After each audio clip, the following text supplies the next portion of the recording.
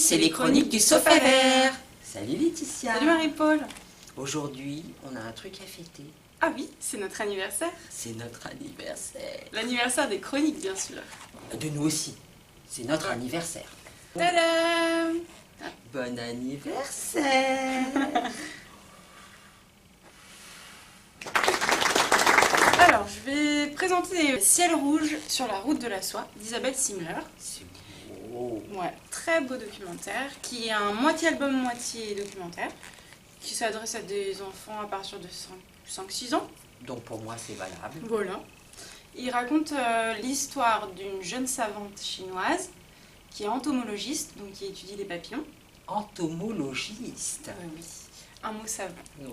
Et qui va partir sur la route de la soie à la recherche d'une princesse, la princesse aux papillons, qui a vécu à Pékin, Qui a existé. qui a existé.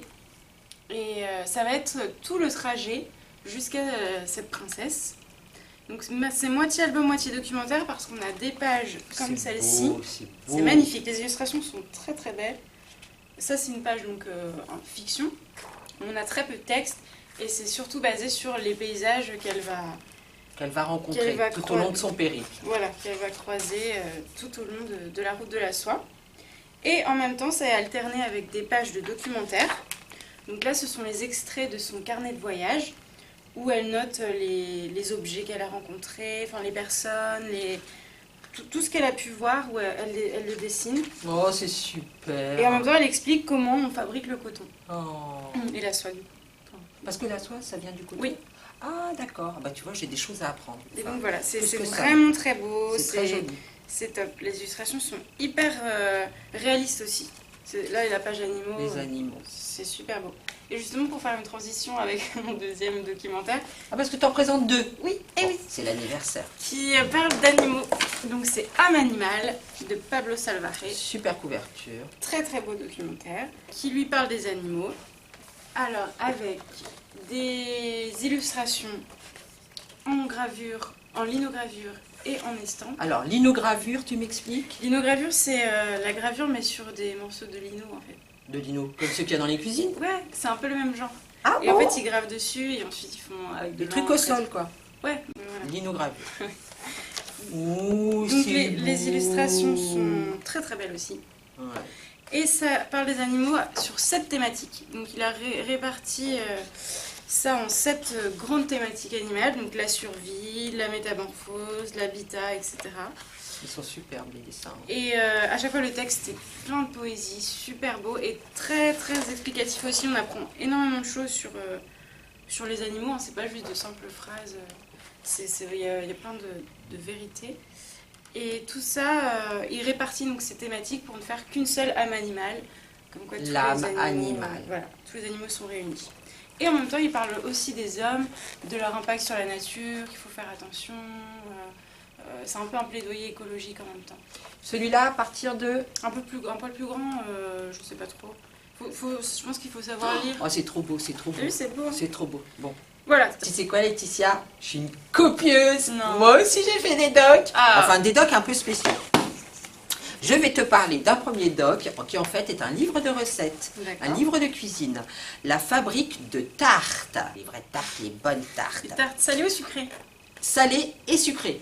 Alors, je dois t'avouer une chose, les salées, j'en ai essayé aucune. Mais j'ai super envie de le faire. Hein. D'accord. Attention, hein, j'ai des projets avec ce livre. Ah je vais oui, faire de oui. grandes choses. Catherine Kluger, apparemment, elle a une petite boutique à Paris. Elle fait des tartes, elle a énormément de succès, etc. etc. Enfin bref, voilà. Ce qui compte, c'est que ce livre, il n'a rien d'original hein, en soi. Tu vois, c'est des photos, des jolies photos avec la recette à côté. Mais ce qui est chouette, c'est que c'est vraiment très bon. Moi, je suis une casse-pied, tu vois. Je suis une professionnelle de l'emmerdeuse de la tarte au citron. Pourquoi je te dis ça? Je ne mange jamais une tarte au citron faite maison qui soit bonne. Ça a le goût d'œuf, ça a le goût trop citron, ça va jamais, ça ne me convient jamais. Et bien là, tu sais quoi? Tu sais ce que j'ai découvert, Laetitia? J'ai découvert la tarte, the tarte, tu vois, the tarte au citron. Citron vert façon key lime pie. Alors oui, ça doit être une tarte au citron peu orthodoxe par rapport à celle qu'on connaît d'ordinaire, mais c'est un régal. Elle est délicieuse. Et les autres sont aussi très bonnes. Pour être honnête, j'en ai essayé que 2. mais vraiment très très bonne. Et est-ce que, par exemple, là, je vois 20 minutes de préparation, c'est vraiment ça ou pas? Je dois t'avouer une chose, j'ai mis un peu plus longtemps, mais bon, je suis pas très douée. Il y a une petite critique que je ferai sur ce livre. Au début, tu as toutes les préparations de la pâte.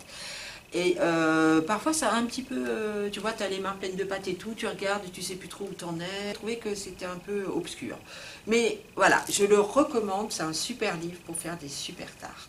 Un deuxième, tu vois, j'ai vraiment copié, moi aussi, encore de la cuisine. Sylvia Gabé, On mange quoi ce soir? Spécial green. Bon, tu me connais un peu Laetitia, moi, mon régime alimentaire santé, c'est du gras et du sucre. Et c'est tout, le reste on s'en fiche, hein. Surtout pas de trucs bonne santé, de sans gluten. Donc là ça change, parce que ça c'est que des légumes, c'est ça? Oui, oui, là ça change complètement, mais je ne l'ai pas fait exprès, j'ai juste été attirée par ce livre. Et je me suis lancée, pareil. Pourquoi? Parce que ça n'a pas l'air compliqué. Alors tu vas me dire, je suis une sacrée tricheuse, parce que par exemple, le crumble à la ratatouille, c'est un régal. Tu sais, par exemple, tu fais un barbecue, tu ne sais jamais trop quoi faire en dehors des salades et des tomates habituelles.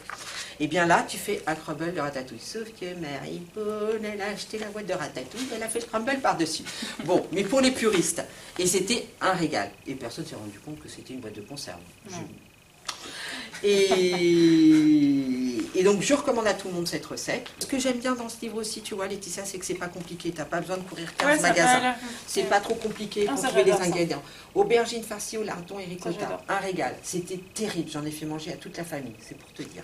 Voilà, donc tu vas me croire ou pas, mais grâce à Sylvia Gabé, j'ai mangé sain au moins 3 repas dans ma vie. À lire, absolument. Super, ça a l'air très bon. Voilà, j'ai terminé Laetitia. Bah, moi aussi en fait.